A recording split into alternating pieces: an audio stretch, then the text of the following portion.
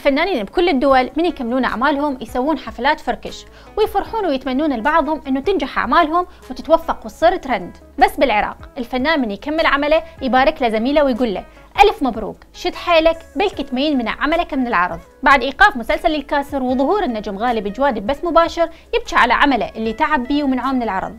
بعدها تتصدر دعوة قضائية بحق أحمد وحيد بحجة ازدراء القضاء، برغم إنه الفنان مثل مشهد يطلع بيه القضاء العراقي عادل ومنصف وياخذ حق المظلوم. نريد نسأل سؤال، شنو المعايير اللي تستندون عليها وتوقفون الأعمال؟